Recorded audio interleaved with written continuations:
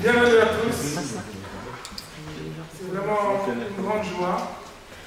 On est au lendemain de Hanouka. Les lumières sont encore chaudes, c'est vrai. Pas que les lumières sont chaudes et les beignets eux aussi. À vrai dire, il y a de nombreuses façons de présenter Ronnie, mais je suis persuadé que vous tous ici présents, vous n'avez pas besoin que je le présente. Non seulement pas besoin, j'ai même compris dans le lobby qu'il y a des intimités très proches qui sont déjà, qui lient déjà avec Ronnie depuis de nombreuses années. Je peux simplement vous dire que pour ma part, il s'agit d'un ami très proche. On a plusieurs années, de nombreuses anecdotes, mais je ne vous les raconterai pas ce soir. Ça sera une occasion dans les prochains rendez-vous. Je suis très... il m'est important de vous faire savoir que ce rendez-vous avec Ronnie, c'est bien la première fois, mais ça fait déjà quelques mois qu'on a commencé dans le cadre du centre communautaire ici à Gometred, on a commencé un Beth Midrash francophone. Quelques figures parmi vous, j'ai déjà rencontrées, mais à vrai dire, je tiens à vous confier une mission. On envoie par tous les moyens possibles les informations pour d'abord informer que ce Beth Midrash a commencé. Il va fonctionner toutes les 2 fois par mois, toutes les 2 semaines, le mercredi soir, ça restera fixe, et on informera au fur et à mesure. On a besoin de votre participation, bien évidemment en conférence, mais également de pouvoir diffuser. Vous allez, sans aucun doute, j'ai aucun doute sur le plaisir que vous allez partager ce soir avec Ronnie. Le but, en ce qui me concerne, c'est de vous inviter à le faire partager également à vos amis, à vos proches, et de les inviter à participer aux prochaines conférences également. En ce qui concerne le programme du centre communautaire, il y a de nombreuses activités qui sont proposées. Il y en a en français, il y en a également en hébreu, bien évidemment. La communauté est ouverte à tous. Pour cela, on vous informera également par le biais de tous les moyens médiatiques que vous avez laissés sur vos coordonnées, on vous informera également. Et là aussi, je vous prie instamment de nous faire connaître et de pouvoir également faire participer, c'est le producteur, de faire participer également vos amis. Il faut lui augmenter un peu comme ça. Exactement. Bonne soirée à tous. C'est à vous.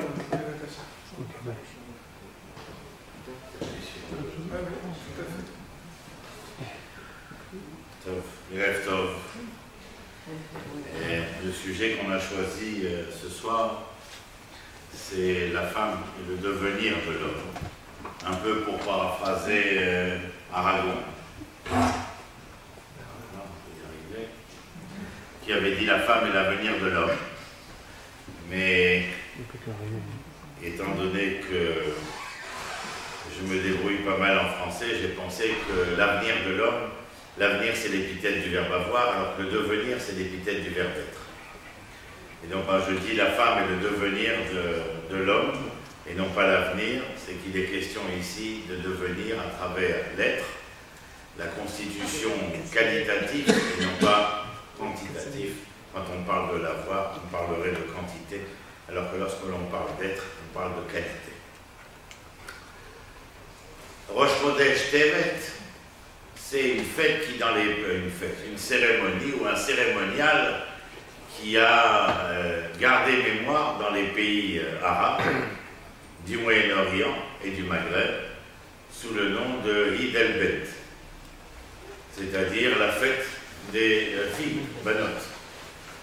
Et le souvenir de ce cérémonial est directement lié à la mémoire d'un événement qui est rapporté dans la tradition et qui est celui de cette femme qui s'appelait Yudit Ben Merari, qui viendrait du village de Betoulia, en Samarie certainement, et qui sentant et ressentant les problèmes liés à l'invasion de Nabuchodonosor en terre d'Israël, eh bien, va tenter, puisque la plupart des habitants avaient baissé les bras, va tenter, elle, de s'occuper du général d'armée qui s'appelle Holoferne.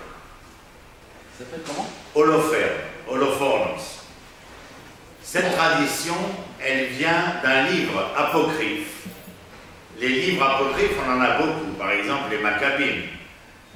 3 livres concernant l'histoire des Maccabim qui ne sont pas rentrés dans le Tanakh. Et ces livres apocryphes, le livre de Yehudit est un livre que nous connaissons, en tout cas de mémoire, qui a été écrit en hébreu, mais dont le livre lui-même en hébreu ne nous est jamais parvenu.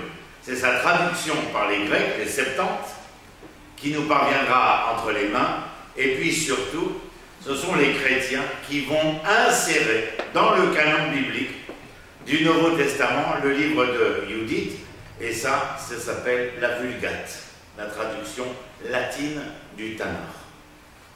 On n'a pas dit, bon, enfin, votre serviteur, j'enseigne l'historiosophie, c'est-à-dire l'histoire et la philosophie du Tanakh, et donc c'est un sujet qui m'intéresse énormément, puisqu'il devrait nous intéresser à tous, étant donné que le Tanakh est à l'origine de tout, et que nous nous rendons compte, en Israël même, ne parlons pas de la diaspora, mais parlons d'Israël, où les connaissances tanachiques, c'est-à-dire ce qui est à la source, de ce qui deviendra la Mishnah des Tanaïm, la Gemara des Amoraïm, et l'ensemble de la législation ilchatique est totalement, à mon grand désespoir, inconnu de la plupart des homo sapiens qui se revendiquent comme étant des juifs. J'ai dit que peut-être il faudrait, pour se revendiquer de cette connaissance tanachique à l'origine du tout, revendiquer ce que notre maître, Yehuda Léon Ashkenazi, Zecher Tzadik Libracha, Manitou, affirmait. C'était ce que j'affirme moi à sa suite. Je suis à la recherche de l'hébreu qui se cache dans le juif que je suis. Et à une autre occasion, je vous parlerai pourquoi le mot juif n'est pas un titre de noblesse dans ma bouche, ni le mot religion d'ailleurs non plus. J'emploie le mot Torah et j'emploie le terme d'hébreu. Le reste relève d'une terminologie qui vient me ramener, me faire me souvenir que nous fûmes un jour une tribu parmi 12 et que nous avons été obligés de transformer la Torah durant 2000 ans d'exil en une espèce de religion et complètement oublié que la Torah, qui veut dire enseignement, relevait de la sociologie, de l'économie, de la politique, du militaire, etc. C'est-à-dire que l'ensemble, mais aussi faudrait-il lire le Tanakh pour pouvoir, bien entendu, savoir que tout cela fait tout ou partie de la texture littéraire du Tanakh qui nous a été transmis et à partir duquel, juste une anecdote pour vous faire sourire, 2 étudiants de Yeshiva se rencontrent à Bnei Brak, à côté de la Yeshiva de Ponivitch, et l'un dit à l'autre, j'ai reçu un cadeau super de mon papa. Il dit, ah bon? Il dit, oui, c'est un livre, il y a plein de citations de la Gemara. Alors il lui sort le livre, il lui donne, et l'autre lui dit, Yahma, c'est un Tanakh. C'est une Bible, tout simplement. Et oui, nos Amoraïm ne s'engagent dans la disputation à l'Afrique qu'à travers les psukim du Tanakh. Donc vous voyez un peu la problématique dans laquelle nous nous trouvons. Donc la fête des filles relève de ce livre apocryphe. Apocryphe, pourquoi? Parce qu'il n'est pas rentré dans le canon biblique. Le canon biblique que nous connaissons aujourd'hui, le Tanakh, Torah, Nevi'im, Tuvim, c'est 24 livres, 929 chapitres, 1386 pages, que l'on doit connaître là et là. Donc le cœur a des raisons, pour contrarier Pascal, bien entendu. Et donc, le livre de Yehudit ne fait pas partie du canon biblique, comme les livres des Maccabim ne font pas partie, et pourtant, Yehudit va être transformé par certains de nos Chachamim, quand d'autres Chachamim diront que c'est une erreur historique que de transformer Holoferne en Antiochus Epiphanes, Antiochus, ce régent grec qui règne à Damas, et bien entendu de transformer Judith comme étant la fille de Mattathiahu, et dans un instant je vous raconterai ce qu'il en est. Donc vous voyez qu'au cours des ans, la difficulté de pouvoir savoir, connaître, entendre et reconnaître ce qui est juste de ce qui ne l'est pas est quelque chose d'absolument très très difficile. La première personne qui m'a, de manière fantastique, inspiré, ce n'est pas cette Judith, qui un jour va s'introduire dans le camp d'Holoferne, faire boire Holoferne après avoir participé à une soirée, et que les gens soient partis lui faire boire, et alors qu'il s'endort, lui couper la tête. Qu'elle ramènera à Bethulia, selon le Sefer de Judith. Dans le Sefer de Judith, il est question de vin et pas de laitage. Pour une raison que vous et moi ignorons, le vin va se transformer en lait. Mais l'origine, c'est du vin. D'ailleurs, j'ai essayé de me saouler au lait, même avec le petit lait, mais j'ai pas réussi. Mais par contre, avec le pinard, il est vrai que très vite, nous venons à en perdre la raison. Ça fonctionne très bien. Donc, j'abonderai d'une manière beaucoup plus logique dans le texte dont il est question, que elle lui a fait boire du vin, ce qui paraît tout à fait logique, bien entendu. Et elle revient à Bethulia avec la tête. Je vous signale que même le nom de la ville est peut-être révélateur. Bethulia, c'est le mot Bethulim, c'est la virginité. Et donc un certain nombre d'occurrences qui s'entendent ici. Quand je parle de Judith, avant que je ne parle de cette femme qui me paraît véritablement fantastique, il y a un rapport entre Judith et une autre femme qui va jouer un rôle à côté de cette femme fantastique pour moi. Elle s'appelle Yaël, et alors que la bataille près du mont Tabor, au pied du mont Tabor, fait rage, et que Sisera sent qu'il a perdu la bataille, il s'enfuit, et se réfugie chez un ami, Réver Akini. Les Kinim sont des descendants de Yitro. Et Réver Akini est marié avec une gendre dame qui s'appelle Yaël et qui va sortir au devant de la tente, alors qu'elle est toute seule, attraper Sisera parce qu'elle le voit haletant et en fuite, et le faire rentrer pour que sa seigneurie puisse se reposer. La suite est peut-être connue, lui aussi voit quelque chose, certains pensent qu'elle a encore une fois l'histoire du fromage, et donc vous voyez ce que c'est la tradition. J'écoutais notre ami Boris Cyrulnik, le neuropsychiatre français, et nous parlait véritablement des souvenirs qui sont les nôtres. Moi j'ai un exemple flagrant, c'est que je suis né rue de la Révolution à Oran en Algérie, et que des souvenirs d'enfance, on a l'impression que c'est un boulevard, et que quand mon cousin a été pour nous ramener les photos, il s'agit d'une ruelle, et en cours je suis gentil. Et le quartier juif est véritablement le Mélar et rien d'autre, alors qu'on s'imagine, et nous tous ici présents, nous avons des souvenirs que nous ne mettons jamais à l'épreuve de la recherche, de ce savoir et de cette connaissance vraie et profonde. Et donc on a de fausses idées. Judith, elle tue Holoferne, et la tradition veut que, tiens, elle est sauvée pour un temps, parce que vous savez comme moi que en 586, avant l'ère vulgaire, eh bien, le temple sera détruit et les enfants d'Israël exilés pour 70 ans en Babylonie, qui très vite va tomber sous le joug des Perses, puisque l'empire babylonien disparaîtra pour laisser place à l'empire des Mèdes, l'empire des Perses. Judith, Yaël, et celle qui accompagne, enfin, celle qui se trouve dans l'histoire auprès de Yaël, c'est Dvorah. Dvorah, elle est extraordinaire. Dvorah, elle est prophétesse, elle est juge, elle est femme, elle est épouse, elle est générale d'armée et chef politique. Et véritablement, de la même manière que nous voyons l'histoire de Judith, un séfer entier, un livre entier, a été écrit autour de la personnalité de cette femme.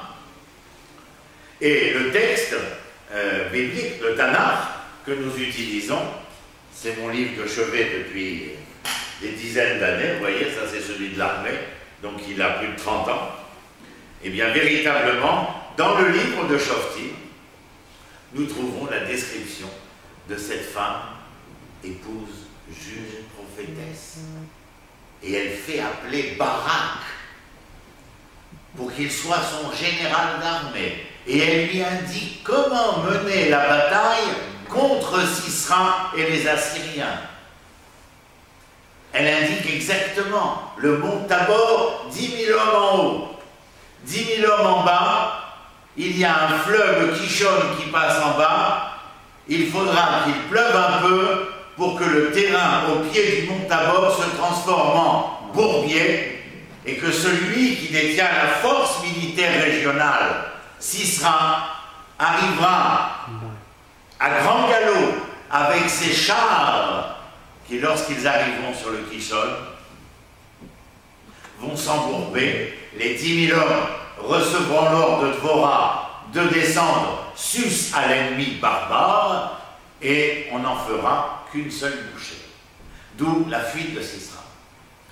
Dvorah est une femme hyperactive, sans Ritaline d'ailleurs. Elle est hyperactive et elle est, comment dirais-je, de ces personnages qui vont nous donner un sens à l'histoire féminine. Personnellement, je fais partie des quelques professeurs qui affirment que ce livre-là, le fil d'Ariane qui parcourt ce livre-là, est un fil féminin et pas masculin. Je vous dirai un mot tout à l'heure, juste un mot, parce que sinon, ces cours durent à peu près 3 fois 2 heures.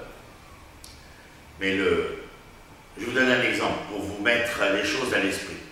Entre Abraham et Sarah, qui décide de quoi? Sarah. Qui vient confirmer ce que Sarah a décidé? Dieu. Entre Yitzhak et Rivka, qui décide concernant Yaakov et Esav? Rivka. Entre Yaakov, Rachel et Léa, qui décide du devenir? Rachel et Léa, même après que Yaakov ait reçu l'injonction divine de quitter la terre de Laban, c'est-à-dire la terre d'Aramie, et de rentrer dans le terroir ancestral de la terre de Canaan. Qui va-t-il voir pour demander si oui ou non? Rachel et Léa. Je vous passe donc les Judith, Yael, Esther. Il y en a tout au long du Tanakh. Et c'est la raison pour laquelle, eh bien, je pense qu'il est nécessaire de replacer justement la jante féminine à sa juste place.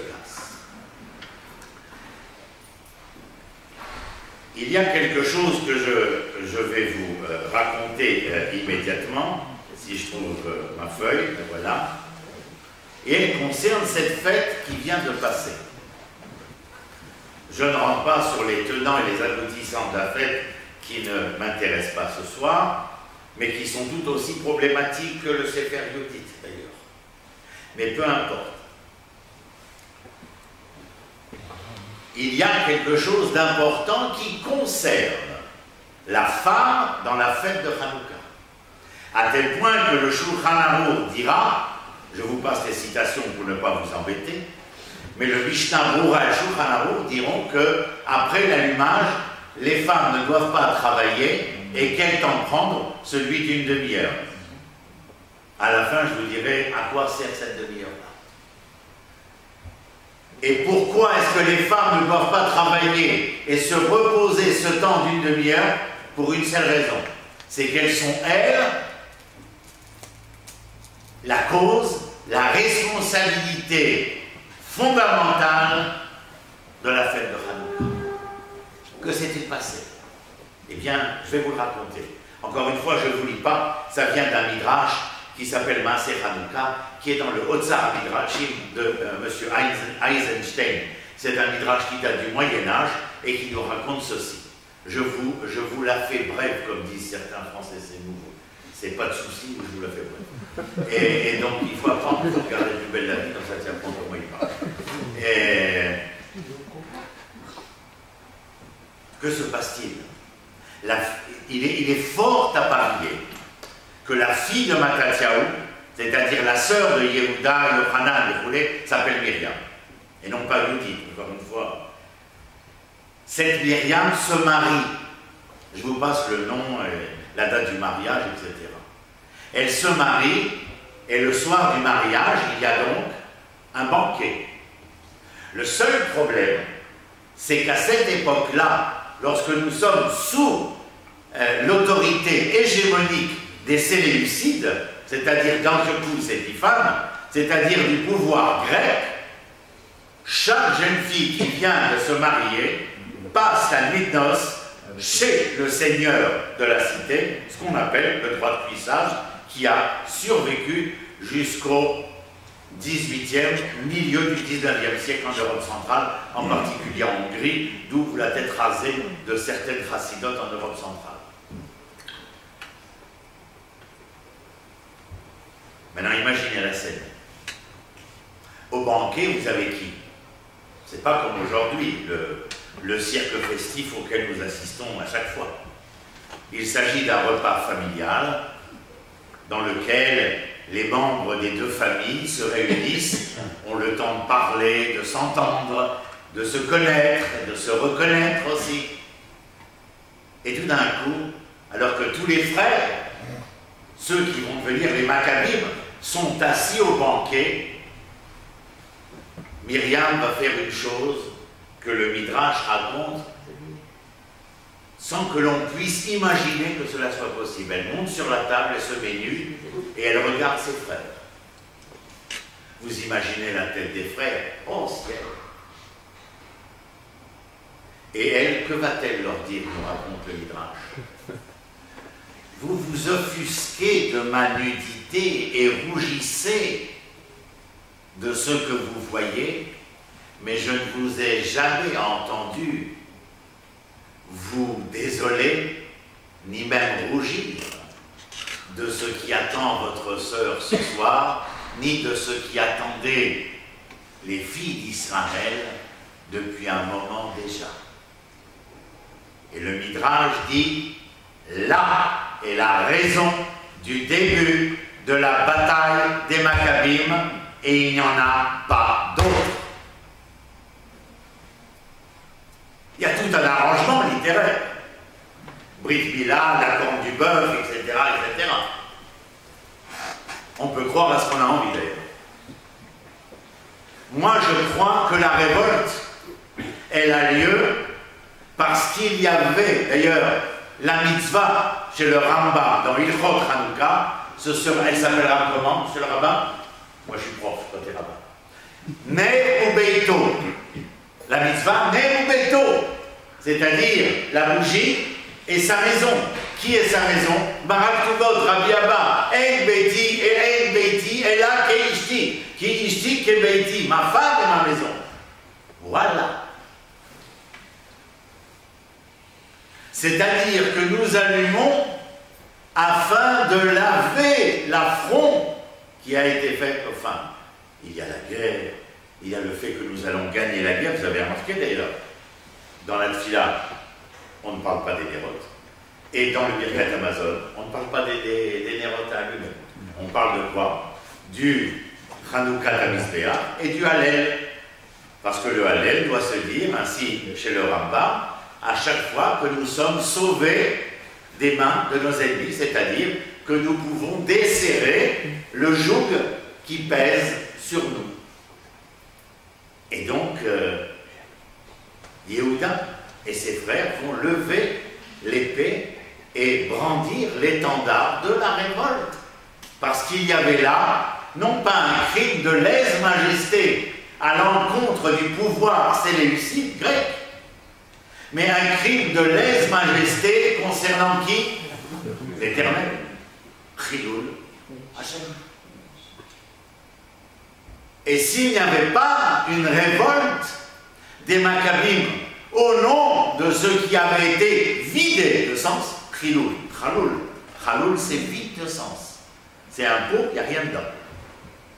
Kodesh, c'est quand il y a quelque chose dans le pot. Quand le pot est vide, c'est Kli Chaloul, rek, vide. Et donc les Maccabim vont réagir à cela.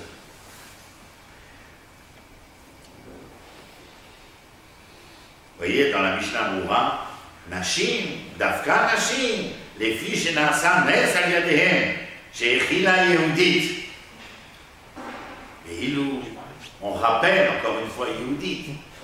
Mais certains parlent de Myriam, la fille de Mattathiaou, peu importe. Pourquoi les femmes? Eh bien parce que le miracle a eu lieu grâce à elles. Ou si vous préférez, al Yadehem, par elles, par leurs propres mains.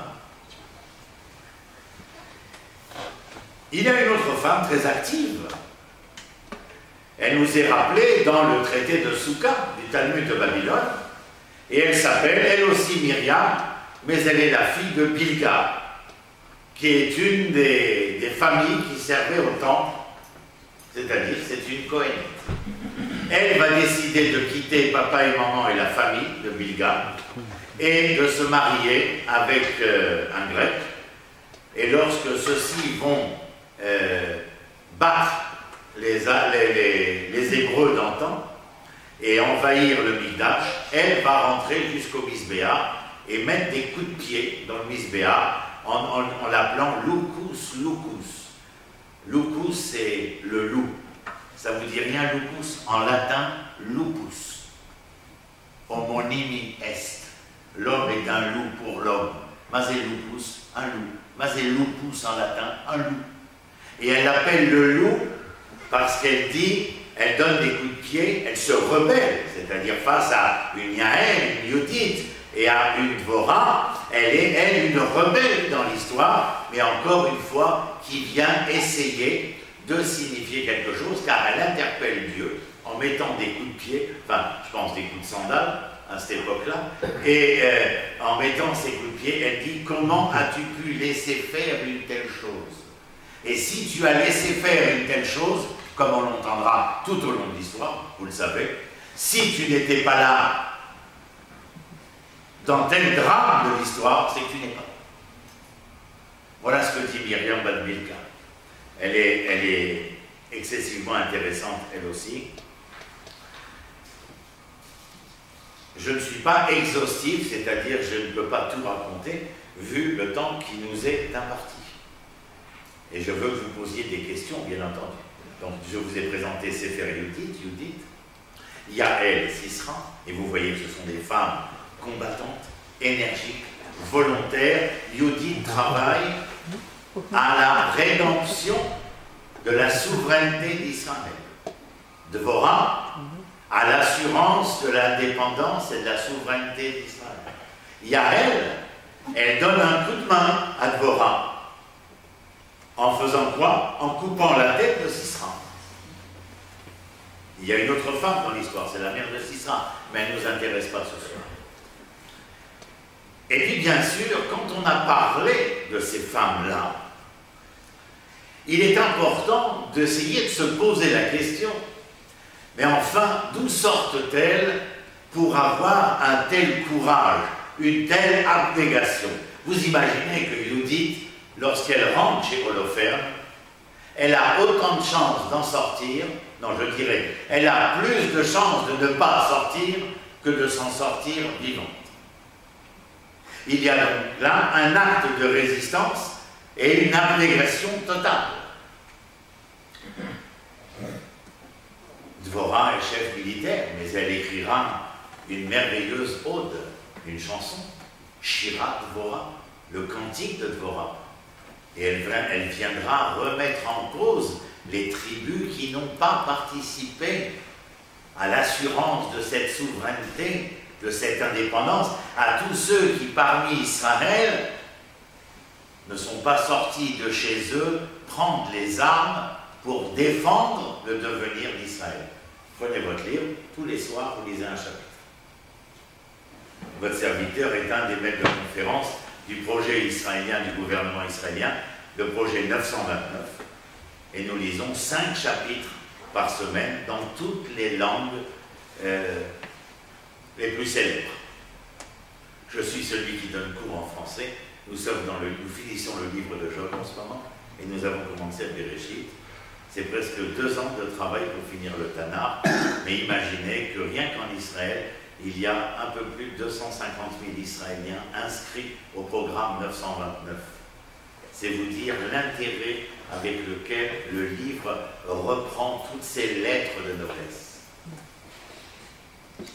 Alors, d'où tire-t-elle cette abnégation, cette force de résistance, cette capacité à vouloir se battre, à vouloir vaincre l'adversité? Eh bien, il faut tout simplement, dans ce que je vous ai préparé, revenir en arrière. Car nous ne connaissons rien de ce présent seul si nous n'avons pas des leçons que nous avons pu tirer du passé qui fut le nôtre. On ne vit pas dans le passé, il n'y a pas de nostalgie. On ne vit pas dans l'espoir bêta de rêves qui ne correspondent à rien, mais on essaye non pas de prendre ses rêves pour des réalités, mais de faire de sa réalité un rêve au quotidien. C'est complètement différent. Et pour faire de sa réalité un rêve au quotidien, il faut être capable de tirer les leçons du passé. En ayant un idéal, certes, et dans la symbiose des deux, eh bien, d'essayer de faire un présent qui ne soit pas un présent claudiquant, c'est-à-dire marchant à cloche-pied, mais un présent qui soit le plus existentiel possible. Alors, si je vais chercher, eh bien, moi, je note cette première femme qui, chez les Hébreux, va marquer les esprits. J'en ai dit un mot tout à l'heure. Elle s'appelle Sarah, Nahum. Sarah, c'est la femme d'Abraham. Elle n'a pas d'enfant. Elle permet à Abraham d'avoir une concubine de qui il aura un enfant, Ismaël. Mais au moment où elle sait qu'elle va pouvoir donner naissance à un autre enfant, elle commence à se rendre compte que l'environnement social est peu prometteur. Et donc, lorsque Yitzhak naît, d'abord on l'appelle Yitzhak. Et ce qui est étonnant, lorsque vous lisez le texte biblique, bien entendu, sinon c'est impossible à savoir, c'est que Ishmaël est celui qui est Metzarek. Metzarek, celui qui est ironique. C'est la même racine, Sadik Kouf. Et l'enfant de Abraham et de Sarah s'appellera Yitzhak. Il y a celui qui ironise sur la possibilité d'un lendemain qui serait enchanteur. Et il y a celui qui porte dans le nom qui est le sien la certitude qu'il y aura un lendemain enchanteur. Sarah vient voir Abraham, vous comprenez maintenant pourquoi elle vient le voir. Elle vient le voir parce qu'elle lui dit « Yitzhak ne peut pas grandir auprès de Metzarek. Il est dans son essence Ishmaël, celui qui est à même d'entendre l'Éternel et de préserver, je vous fais une parenthèse qui est grave, mais je ne rentrerai pas dans le détail.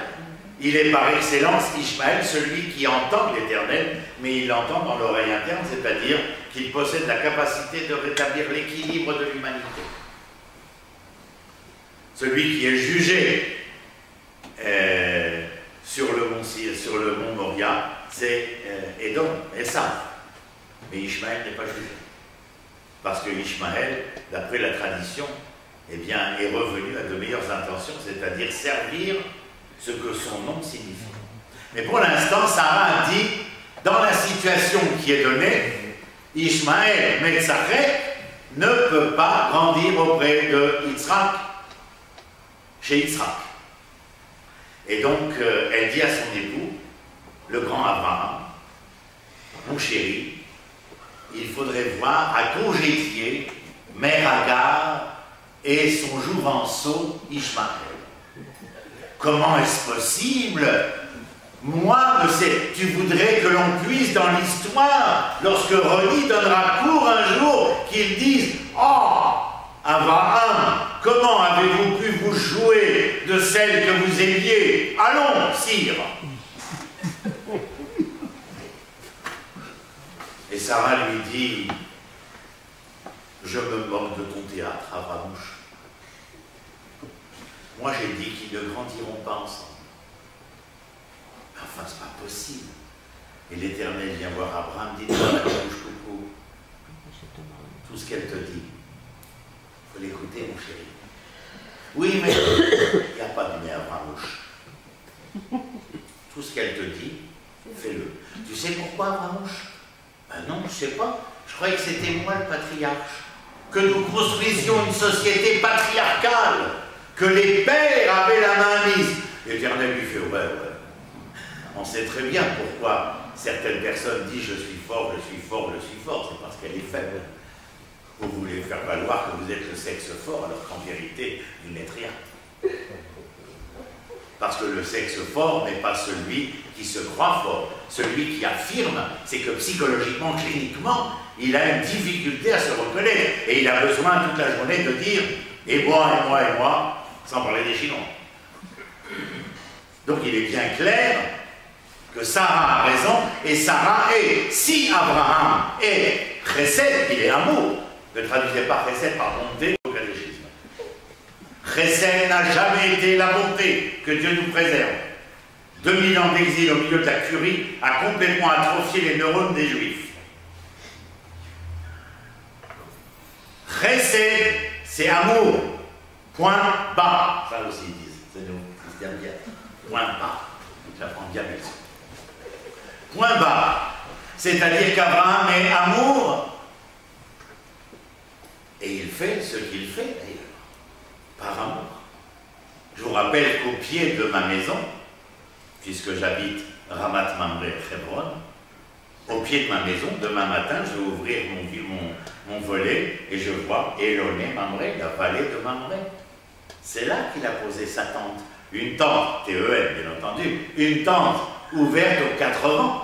Qui que vous soyez, d'où que vous veniez, il vous est permis d'y pénétrer. C'est l'amour total, l'hospitalité. Et c'est là, au pied de ma maison, que l'Éternel est venu et a dit « Je ferai de toi une nation plus grande que de toutes les nations, et par toi elles seront bénies, et la terre sur laquelle tes pieds reposent, je te l'offre en héritage. » Moracha. Nos sages diront, ne lis pas Moracha, et la Meurasa, c'est-à-dire une question de fiançailles. C'est toujours posé pourquoi les sages sont venus dire fiançailles et pas héritage, et après j'ai compris. L'homme, le peuple, c'est masculin, la terre, c'est féminin. Et l'homme, quand il rencontre la terre, c'est une histoire d'amour, c'est-à-dire qu'ils vont se conjuguer, et lorsqu'ils seront capables de conjuguer les verbes de leur histoire, ils auront établi une véritable conjugalité et ils attendront à ce moment-là les fruits de leur amour, c'est-à-dire ce que la terre produira. Moi, c'est tous les jours. Tous les jours. Et demain matin aussi. Vous en avez pas marre, monsieur Agriche, de voir Mamre? J'ai dit donc, je suis comme les enfants. Je m'éblouis tous les jours du soleil et de Mamre. Vous vous rendez compte? Je reçois des gens de beaucoup d'endroits. Puisque c'est filmé, on ne va pas tout dire, mais tout le monde ne passe pas seulement par Yad Vashem, comme si on voulait nous dire que nous sommes ici parce qu'il y a eu la Shoah. Et beaucoup de ces messieurs et ces dames me rencontrent afin que je leur explique que nous sommes là, parce que nous sommes les enfants de l'Alliance, et non pas les enfants de la Shoah. Ça change. Avraham et Chochma. Qu'est-ce que c'est Chochma? Quand je demande à mes étudiants, oh, c'est l'intelligence, la sagesse, ça y est, Chochma, ce sont les lettres qui le composent. C'est pas moi qui le dis, Maral de Prague, Rabbi Yehuda Lev, fin du XVIIe siècle. Koachma, la force du quoi. Plus vous savez poser la question justement, plus la réponse est inscrite dans la bonne question. D'ailleurs, rappelez-vous que dans le Seder de Pessah, le Chacham va être avec le Tam, c'est-à-dire celui qui est la plénitude.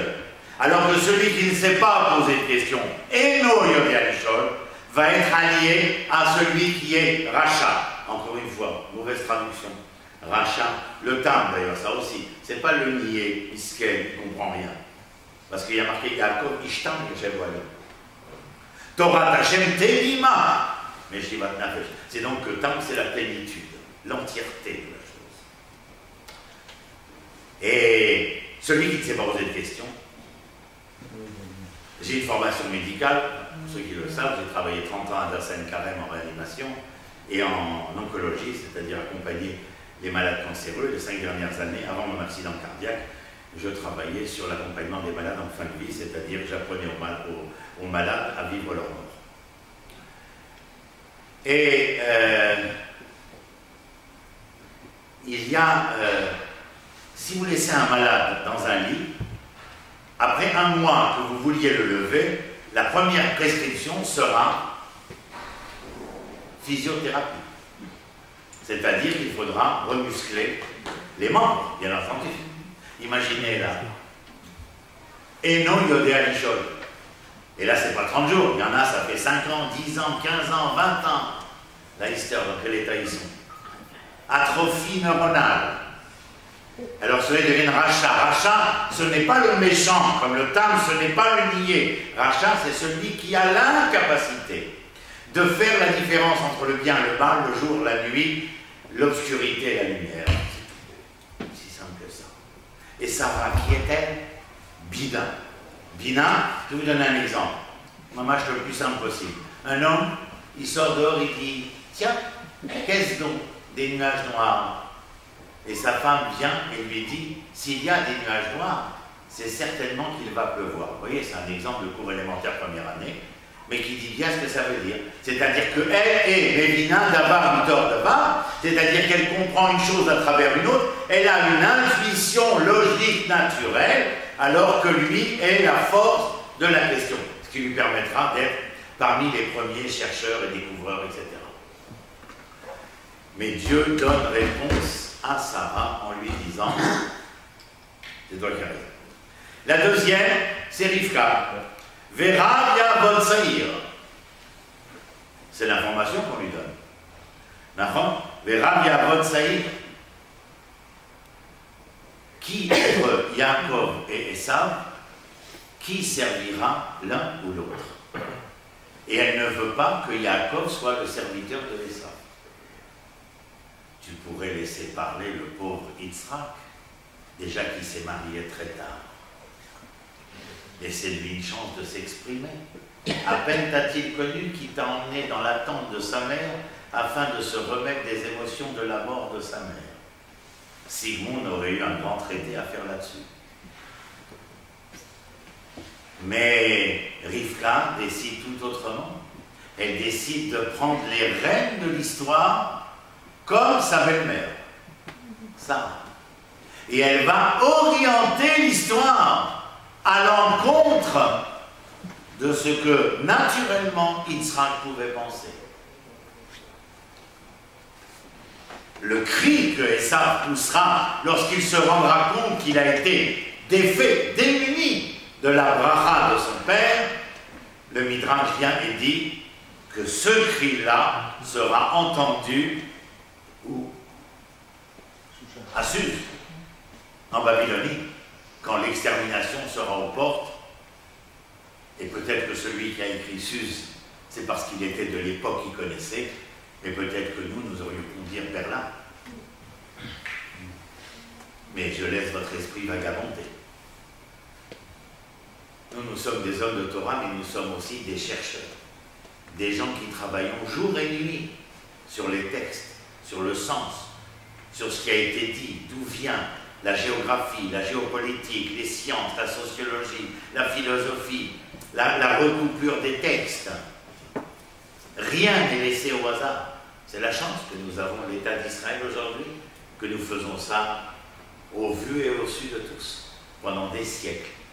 Nous n'avions pas le droit. La troisième personne, je fais vite, hein, parce que le temps qui nous est imparti défile. La troisième personne, c'est Léa. Léa et Rachel. Alors vous connaissez bien sûr l'histoire que Rachel est véritablement la bien-aimée de Yaakov, tout le monde le sait. Le fameux Lavan, qui d'ailleurs dans les lettres à l'envers dit Naval, ordure.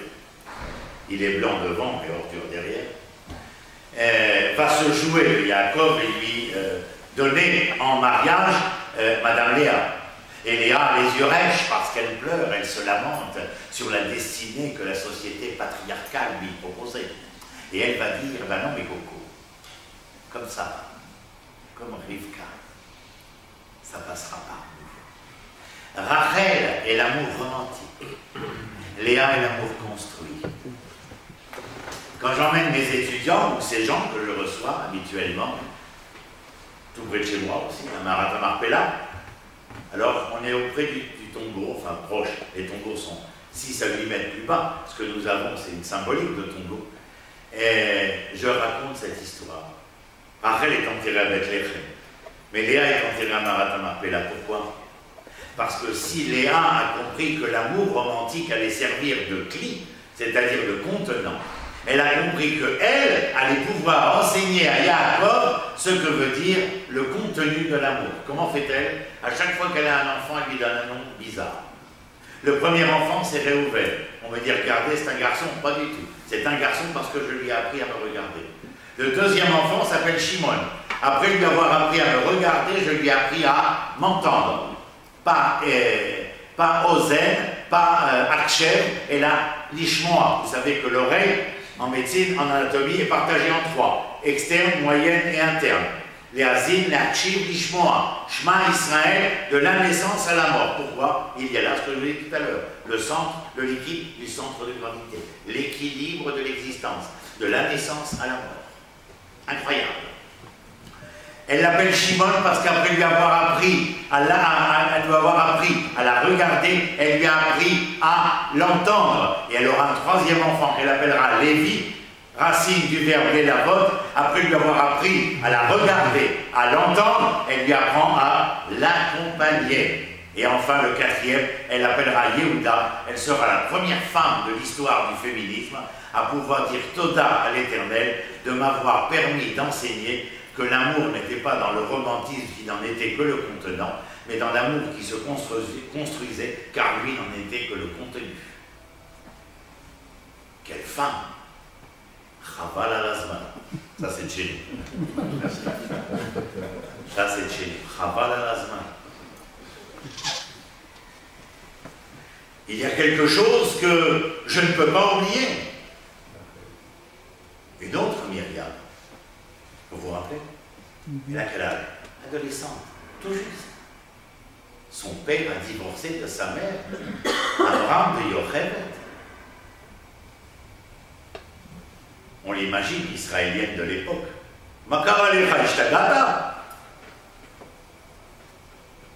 Elle rentre en pleine séance d'une réunion de son père qui appartenait à la tribu de Lévi. Et le Midrash nous raconte qu'elle lui dit, Père, vous êtes pire que Pharaon, tout en carton. Elle lui dit, lui a décidé d'en finir avec les hommes d'Israël, vous décidez par votre divorce d'en finir avec les femmes et les hommes, que vous arrive-t-il, Père? Elle a tellement convaincu qu'il réépouse Yocheved, n'est-ce pas? Et qu'elle tombe enceinte.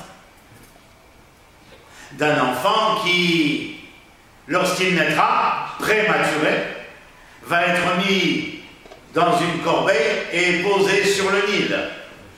Et Myriam est celle qui l'accompagne contre vents et marées. De qui avez-vous entendu parler depuis 55 minutes maintenant? Pas un seul homme. Pas un seul homme. Ce sont les accompagnateurs de l'histoire, mais le fil d'Ariane, elles sont là. Elles l'accompagnent, et lorsqu'elle voit qu'il est pris en main par Bobbitia, qu'est-ce qu'elle fait? Non mais vous imaginez, Obersturmführer Heimler, le petit que vous tenez dans la main, je peux lui trouver une maman pour lui donner le sein. Et voilà, où est-ce qu'on est? Tu n'as pas froid aux yeux? Tu vas parler à la fille de Toutankhamon qui a décidé de la solution finale. Okay. Et elle continue. Après la sortie d'Égypte. Après la sortie d'Égypte et la traversée de la mer des joncs, elle n'a jamais été rouge. Ça aussi, une ineptie comme on n'en fait pas. Yam Souf, la mer des joncs, et elle n'est pas déchirée la mer. Il n'y a pas de kriyat Yam Souf. L'occasion, Bekia Tayam. Im kriya, si je déchire ma chemise, elle est irraccommodable. Mais si elle s'est décousue, Bekia, elle est raccommodable.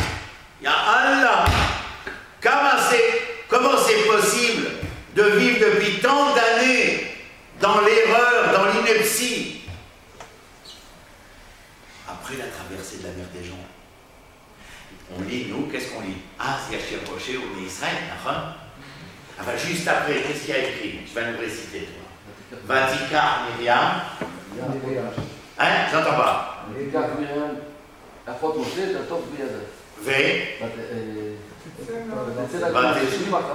Eh oui, les femmes sortent avec les instruments de musique, elles chantent et elles dansent, et il n'y a pas de mérite ça. Et qu'est-ce qu'elle dit ensuite? Va tomer la hem. Elle sort avec les femmes, écoutez bien ça. Ça, c'est l'étude tanachique la plus profonde et professionnelle qui soit. Vatikar Myriam et Tator, va tomer la hem, si vous ne connaissez pas l'hébreu. Alors vous vous dites, ben, elle leur a dit, mais non, il n'y a pas marqué la haine, qu'elle parle aux femmes avec qui elle danse et elle chante. Elle leur dit aux hommes qui leur demandent pourquoi chantez-vous, dansez-vous, Kigaro, Gahasus, Paro et Morpho. Et alors, qu'est-ce que vous lisez ensuite? Dans le vrai sens. Ah, Yachir Moshe Israël. Vous vous rendez compte que la majorité des gens sont dans des années-lumière?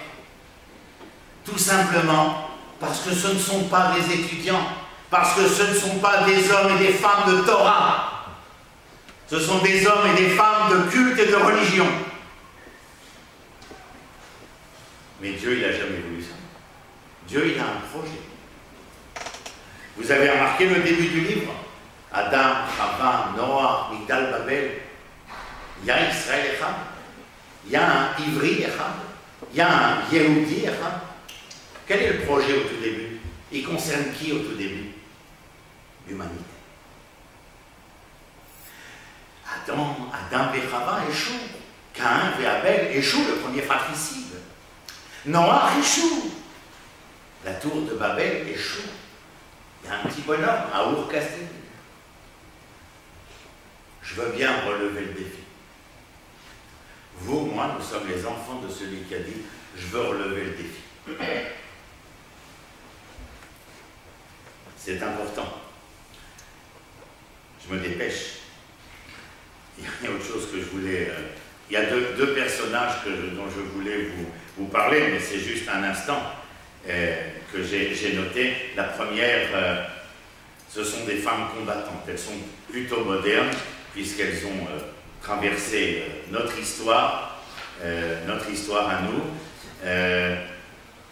Mais d'abord, avant tout, il y en a une que vous devez connaître, qui est apparemment descendante d'une des tribus hébraïques, exilée dans l'Atlas saharien par Paro Necho à l'époque du roi Yoshiyahu, c'est-à-dire au 7e siècle avant l'ère chrétienne. Cette descendante de cet exil-là, 1200 ans plus tard, elle s'appelle Daya El Kaïna. La Kaïna. Et c'est elle qui va mener les guerres sahariennes contre l'hégémonie de ces rois méchanés, les califes en question. Elle va les poursuivre jusqu'à Carthage. Nous sommes dans l'Atlas entre l'Algérie et le Maroc. Elle va les poursuivre jusqu'à Carthage, la Tunisie. Et là-bas, l'armée du calife va se remettre en scène à 120 000 hommes. Mais et pourquoi je vous raconte la Kaïna? Parce qu'elle a très certainement influencé toute la culture transsaharienne par leur culture hébraïque pendant 1200 ans. D'où le fait que nous avons un tas de questions concernant les Berbères. Elle s'est convertie à l'islam. Elle s'est convertie à l'islam. Certains disent que non, peu importe. Les livres, ce livre et... Oui, mais je dis simplement que, encore, ce qui est important, c'est que dans la littérature historique, cette femme descendante des Hébreux, bien, elle s'est convertie. C'est pas sûr, ça. Elle a, C'est pas sûr. je vous dis, d'après ce que nous connaissons, dans le Mercat, c'est-à-dire dans la recherche, elle aurait combattu et elle se suicide à la fin, afin de ne pas tomber dans les mains du calife et de ses hommes. Il y a deux autres femmes. Je termine avec ça parce que je crois que mercredi prochain, on fait le cours en hébreu, et le cours en hébreu portera le Tistevet sur la révolte du ghetto de Varsovie, sous un jour législatif, à savoir est-ce que c'est une mitzvah, la révolte du ghetto de Varsovie, ou bien un suicide. Un cours très intéressant en hébreu. Et donc je termine avec deux de ces personnages qui ont eu trait de près ou de loin à la Seconde Guerre mondiale. La première femme, c'est Madame Tzvia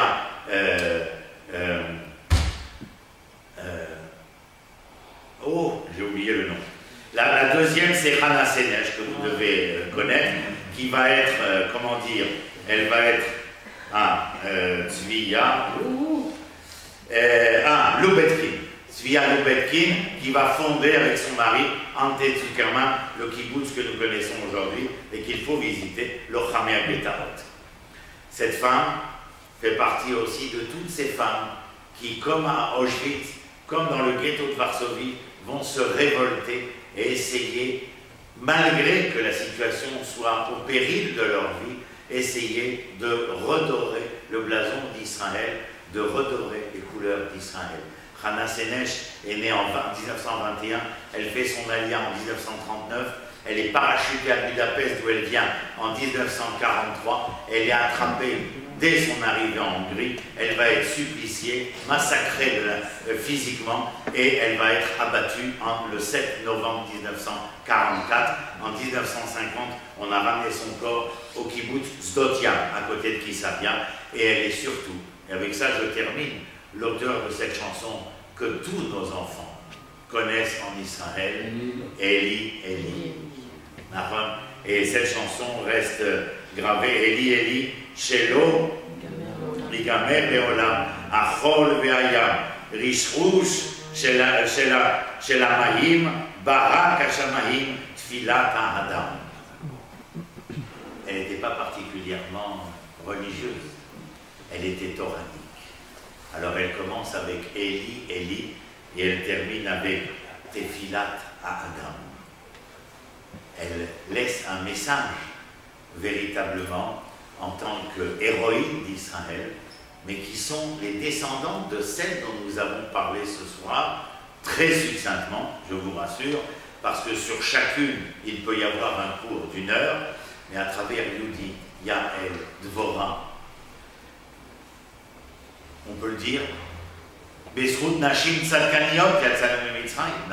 Tout le monde se rappelle cette phrase de nos sages, que grâce aux femmes justes qui ont su, Mazet Tzadik, Tzedek, c'est remettre dans l'ordre. Le mot en grec, c'est cosmos, c'est remettre les choses en ordre. Eh bien, elles permettent au monde de se remettre en ordre. Que faisaient-elles? Elles allaient pêcher un poisson afin de nourrir leurs hommes. Elles se faisaient belles avec des miroirs que Moshe ne voudra pas accepter, mais que l'Éternel interviendra et leur dire, leur miroir, à celle-là, je le veux pour fabriquer le kior, le bassin qui servira au Kohanim. C'est vous dire encore une fois l'intervention du divin dans une compréhension succincte et quelquefois biaisée de la plupart d'entre nous. Alors voilà un peu ce que je voulais vous dire. Et puis bien sûr on a parlé de Judith et Holoferne, et puis cette Myriam, la fille de Mattathiaou, qui bien sûr est importante, et de toutes les autres, Sarah, Rivka, Léa, Myriam, et on pourrait parler de ces autres femmes qui ont rejoint le peuple d'Israël, comme Bithia, la fille de Pharaon, comme Ruth, la Moabite, etc., etc. Et tout au long de l'histoire, je vous rappelle, 1386 pages, 929 chapitres, 24 livres. D'abord, c'est pas difficile, c'est passionnant. C'est passionnant. Et Ceux qui sont intéressés, tous les jeudis soirs, je vais vous le faire passer par Abraham. Le jeudi soir, je donne cours à partir de 9h30 demain soir jusqu'à 10h30 sur la télévision internet et on suit le Tanakh au fur et à mesure. En dehors de ça, que sur les réseaux sociaux, il y a l'ensemble des cours que je donne sur la philosophie de l'histoire tanakhique qui est quelque chose d'absolument important. Ben Gurion avait organisé les cours de Tanakh au Bet Rosh HaMimshala. Monsieur Bibi Netanyahu, notre Premier ministre, organise les cours. Reuven Rivlin, le président de l'État, organise les cours. Il y a un véritable retour aux sources essentielles. On ne peut pas faire maths-sup quand on n'a pas fait l'école maternelle. À mon avis, avec le peu d'études qui sont les nôtres, j'ai compris qu'aller en terminale sans avoir fait cours moyen deuxième année et le primaire, ça serait un peu difficile. Certains y arrivent, mais nous parlons de manière générale. Eh bien, il est clair que ce livre et ce qu'il nous raconte est de partir à la rencontre de celles dont on n'imagine jamais. Parce que jusqu'à aujourd'hui, n'ayons pas peur de le dire, eh bien nous sommes dans un monde très spécial, très masculin, très patriarcal. Et j'ai reçu ce matin un mot de la rabbinite Yemima Mizrahi. Et elle a pris, elle a fait une déclaration au début de Hanouka concernant le mouvement international qui s'appelle MeToo, c'est-à-dire moi aussi. Mais en France, ça s'appelle Balance ton corps. Et vous avez compris de quoi il est question. Je pense à cette campagne importante à travers laquelle des femmes du monde entier partagent les violences qu'elles ont subies. Certains leur disent c'est impudique, comme les frères à Myriam. Moi, je leur réponds, imaginez-vous, c'est la rabbinite Yemima Mizrahi. Taisez-vous, arrêtez vos tartufferies. C'est la traduction de mon ami Gabriel Abensour. Vous devriez vous révolter. Combien de temps pouvez-vous encore vous taire? Ce n'est effectivement pas pudique. Ce qu'a fait la fille de Yochanan n'était pas pudique, Myriam. Ici, c'est Yochanan. En général, on parle de Matatyahu. Peu importe. Tout comme l'acte de Yudit qui tua Holoferne. Lorsqu'une femme dit « Je ne suis plus prête à accepter ce décret », l'écran de déni se déchire. La campagne MeToo internationale est comparable au commandement de Hanouka de propager le miracle. Si le mal de Hanouka s'incarnait dans l'agression des femmes juives, alors leur libération naquit aussi de l'histoire de Hanouka. Il est incroyable, ce que je vous ai dit tout à l'heure, de constater que la première loi de Hanouka dans le Shulchan Aruch concerne les femmes. Les femmes ne travaillent pas lors de l'allumage des bougies, car elles ont participé au miracle de Hanouka. Le Shulchan Aruch nous dit, mesdames, après l'allumage des bougies durant une demi-heure, arrêtez tout. Ce jour devient celui du souvenir. Nous nous arrêtons et contemplons la lumière de la Hanouka. Pourquoi? Car nous avons participé au miracle. Durant ces 30 minutes, nous nous rappelons ce qu'ont vécu ces femmes et leur lutte pour sortir de cette noirceur. 30 minutes pour nous identifier à ces femmes, mettre en garde et crier. La délivrance viendra lorsque les femmes se lèveront et diront un décret, non, stop, d'aller. Voilà, vous avez la totale.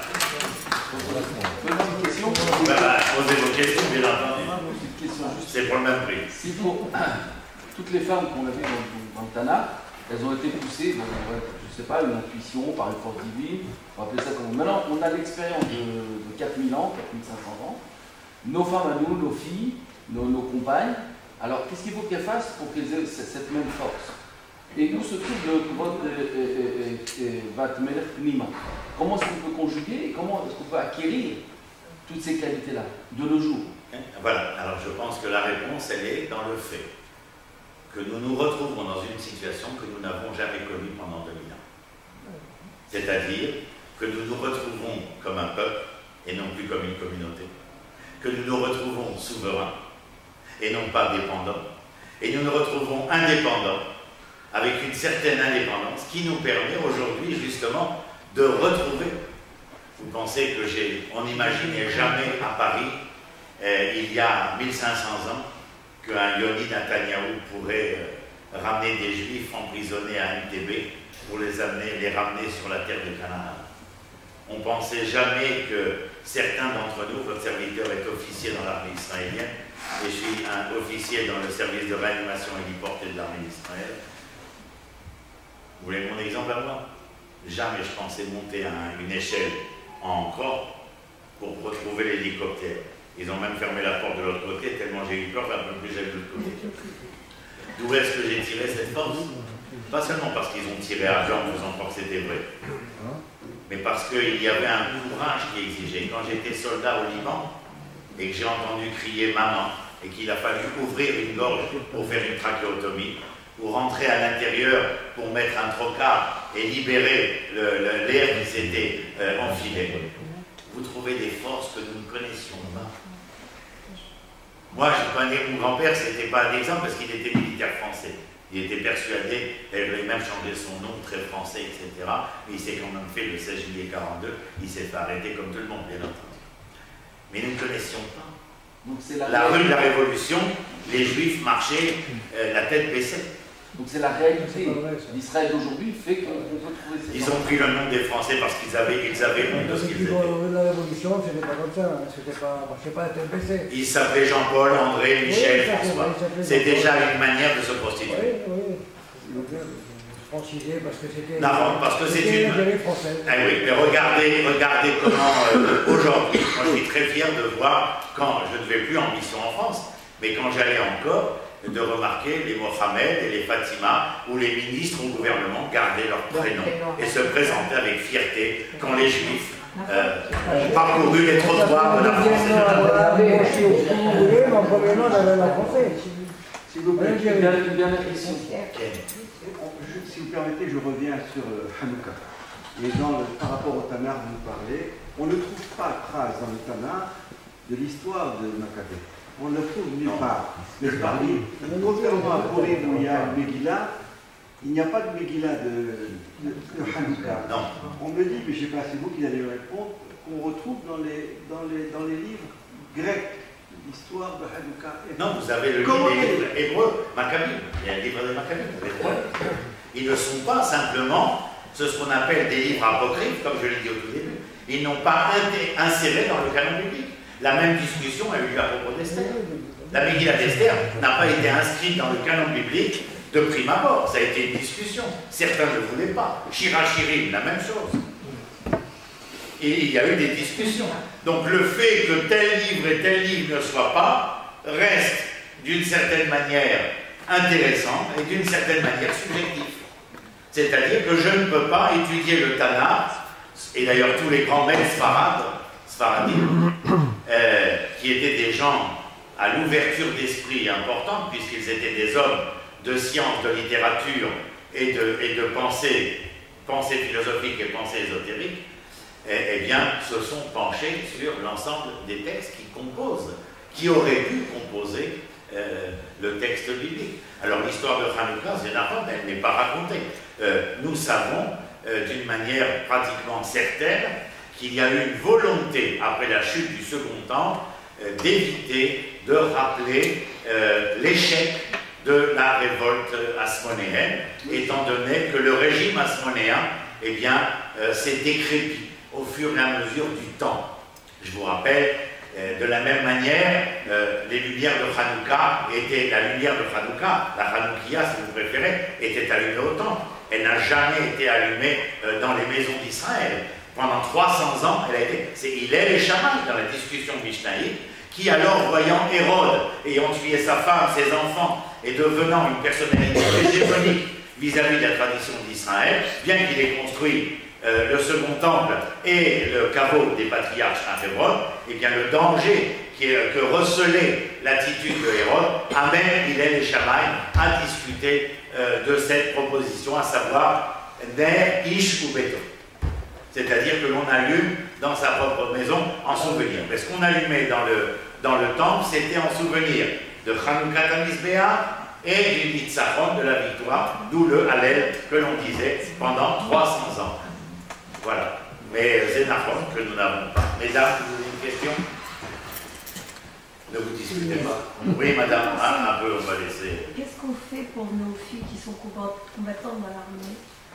Aujourd'hui, on est toujours aussi catégorique que la femme, la jeune femme ne doit pas, c'est un fait, se retrouver dans des endroits assez spéciaux, mais qui s'y trouvent quand même. Qu'est-ce qu'on fait? Qu'est-ce qu'on peut faire? Qu'est-ce qu'on doit faire?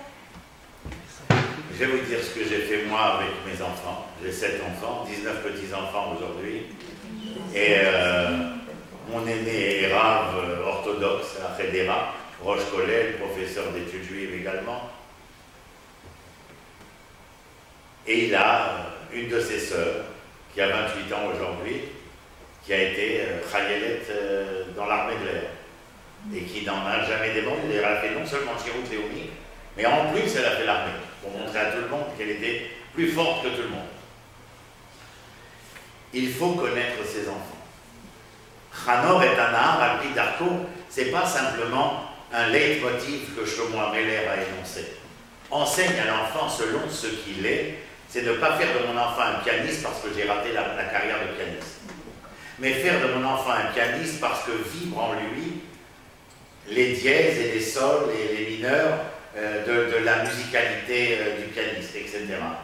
Et c'est cela, connaître nos enfants. Tout le monde ne va pas à l'armée, mais je vous dirai la même chose pour les garçons. Mon aîné, au vu et au su de ce qu'il faisait, eh bien, a suivi le cursus de la yeshiva, avec un père officier de l'armée et une des grandes gueules israéliennes en Israël depuis 1979, il a fouté mal, le rabbin. Mais j'ai accepté, parce que j'ai vu cet enfant. Les 2 autres garçons ont fait l'armée. Odaya a fait l'armée, Rachel a fait le Shirut Leumi, Merav n'a pas fait l'armée, elle a fait le Shirut Leumi, etc. Il est évident qu'il se passe quelque chose. C'est tout jeune ce que nous sommes. Mettez-vous bien en tête que ce que nous vivons aujourd'hui, j'ai pas honte d'être un révolutionnaire. J'en suis tout à fait fier. Et Abraham s'est rencontré de nouveau cette semaine sur la place où j'ai créé le Café d'Ahat à Jérusalem, le Café de la Pensée, qui réunit l'ensemble des sciences, des savoirs, des connaissances, où tous les lundis soirs, les Israéliens peuvent venir, quels qu'ils soient, de quelque origine, afin d'élargir la connaissance. Plus je connais Abraham, plus je sais Abraham, et plus je me rapproche d'Abraham, et vice-versa. Il est clair que nous devons permettre à nos enfants de s'ouvrir, comme je dis à mes étudiants.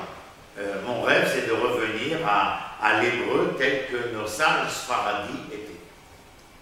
Parce que l'autre exemple, sans avoir de critique ou de parti pris, mais je trouve que d'un côté, eh bien, il y a eu un enfermement, alors que d'un autre côté, alors que nous étions aussi en galoute, il y a eu une ouverture sur les sciences amenées par les Arabes, sur la littérature traduite, sur la philosophie traduite, etc., et qui nous a permis, eh bien, de retrouver un tant soit peu, de cette noblesse, de redorer le blason. Nos enfants sont confrontés à la même chose, dans une même famille, entre celui garçon qui n'a pas fait l'armée et cette fille qui, elle, a fait l'armée et le Shirut Leumi. Il faut que nous sachions à qui nous avons affaire, et sachez qu'aujourd'hui, nous n'élevons pas nos enfants, nous éduquons. Et lorsqu'ils grandissent, après l'âge de 15 ans, nous ne sommes plus les éducateurs, nous sommes les conseillers. Et nous devons conseiller au mieux nos enfants, parce que de toutes les manières, ils sont dans une génération où, des disponibilités entre leurs mains que même nous qui sommes de la génération des pavés de Paris, eh bien, nous pensions avoir, mais face à nos enfants aujourd'hui, ils osent nous dire « Ah, mais toi, qu'est-ce que tu connais ?» Ça nous fait sourire, parce qu'on l'a déjà dit quand on était en pleine révolution après l'année 68, et qu'on pensait qu'on avait amené la liberté soufflée sur le monde, et eux vous disent « Qu'est-ce que tu connais ?» Nous, on disait « Ah, papa, maman, il faut sortir le dimanche. » Eux, ils ne diront pas « Il faut sortir le Shabbat, on va l'enchaîner. » Mais il est évident qu'il faut voir. Et nous avons des filles qui étaient avec Odaya, ou des voisines à moi, qui sont les filles d'un voisin à moi, qui les deux ont fait l'armée dans le département de l'éducation, et qui ont permis, par leur savoir, par leur manière de faire et leur manière d'être, d'éduquer pendant 2 ans un certain nombre de promotions de ces jeunes qui arrivaient de parties d'Israël où ils n'avaient pas eu la chance de recevoir tout ce qu'ils auraient pu recevoir en naissant dans un autre endroit, dans une autre configuration. Et ces jeunes filles, dans ce melting pot qu'il y a eu là, eh bien, ont été capables. Puis, oui, je vous dis, quand je suis arrivé, que j'ai fait l'armée ou pas, quand je suis arrivé à Hadassah, et que je devais travailler et faire mes gardes, j'étais avec toutes sortes de gens. En Israël. Et alors là, je peux vous dire qu'il faut travailler et avoir les yeux dans sa poche.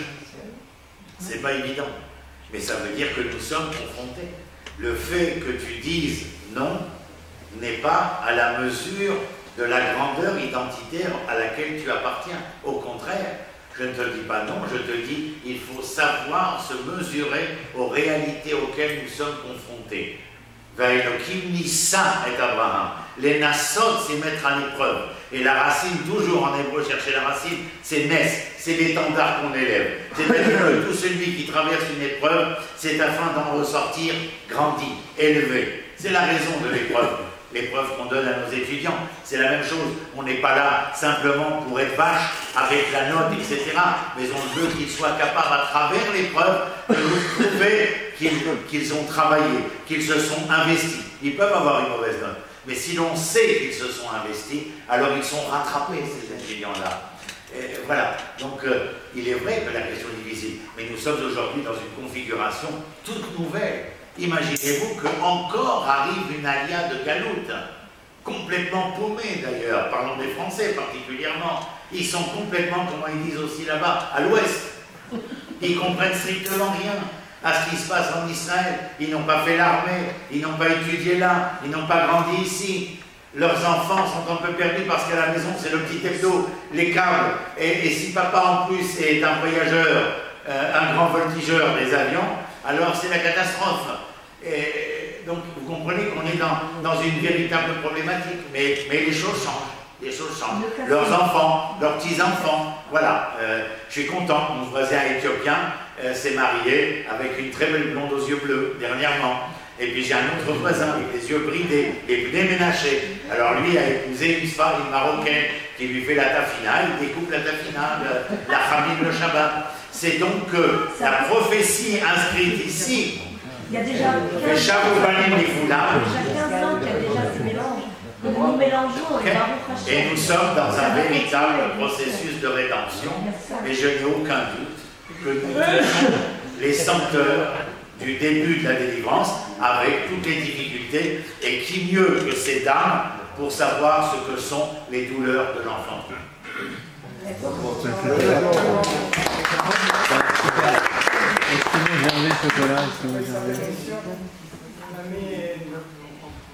J'étais moi aussi officier, aujourd'hui c'est de réserve, officier à l'armée israélienne, rabbin militaire pendant 17 ans.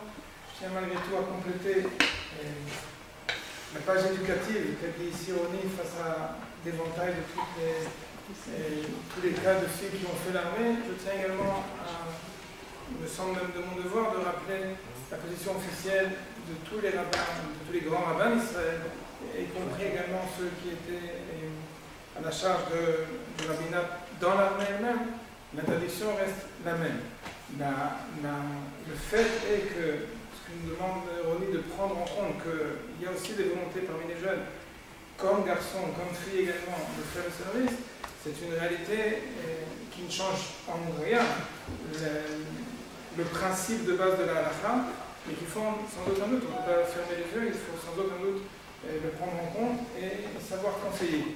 Mais c'est clair que si la question était une question halachique, la réponse était compliquée. Et pas l'Afrique. Professoral, elle est là et l'Afrique, elle est là. Exactement.